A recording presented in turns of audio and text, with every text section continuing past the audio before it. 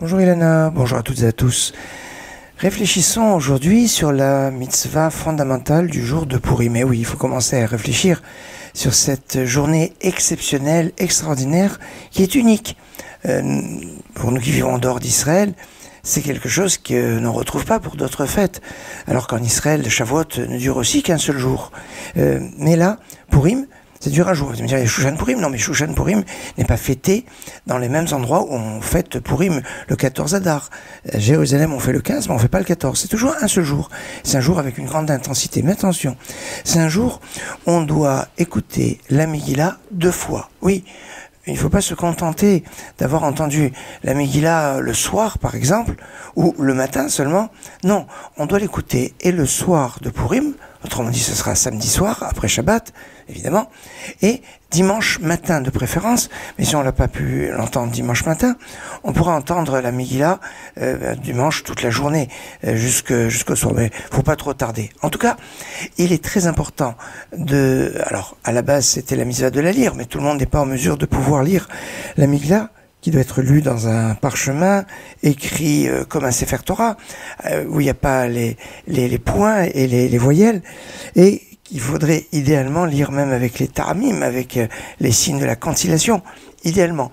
Parce que certains disent, comme c'est marqué que c'était une higuerette, c'est une lettre, alors on pourrait, d'après certains, ne pas être aussi rigoureux sur le respect des taramim comme on l'est pour la lecture de la Torah ou de l'Haftara. Toujours est-il que j'insiste sur ce point, qu'on doit l'entendre 2 fois, parce qu'on nous dit que ils ont prié Dieu jour et nuit. Alors jour et nuit, eh bien ça implique qu'il y a 2 fois. Mais la lecture de la Megillah du jour est encore plus importante que celle du soir.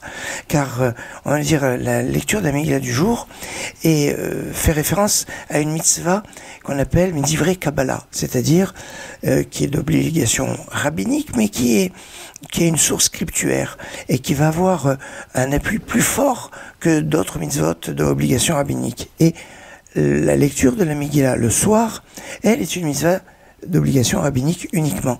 C'est pour ça que dans les traditions ashkénazes, on relit la bracha de Shehecheyanu le matin, à la lecture du matin, même si on l'a lu la veille, parce qu'on considère que la lecture du matin est très importante et elle mérite qu'on refasse la bracha de Shehecheyanu. Dans la tradition séfarade, on va considérer que le Shehecheyanu qu'on a fait sur la lecture de la Megillah du soir nous rendra quitte, même pour la lecture de la Megillah du matin. On fera pour les Megillah du matin les bénédictions, bien sûr, mais sauf la bénédiction de Shehecheyanu. Excellente journée.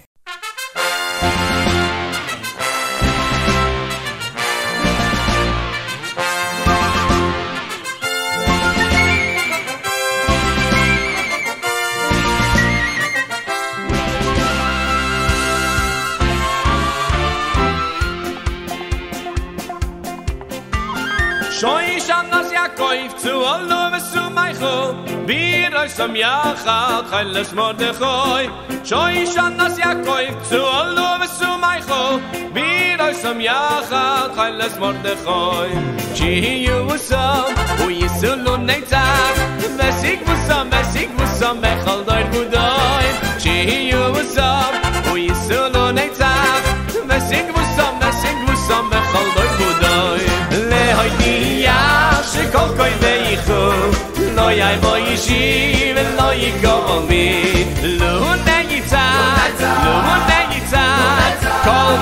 Kol lachoi siva Shoy shanas Yaakov Zu hallo v'samaichu Biro som yachad Chayles modecho Shoy shanas Yaakov Zu hallo v'samaichu Biro som yachad Chayles modecho T'shi yusuf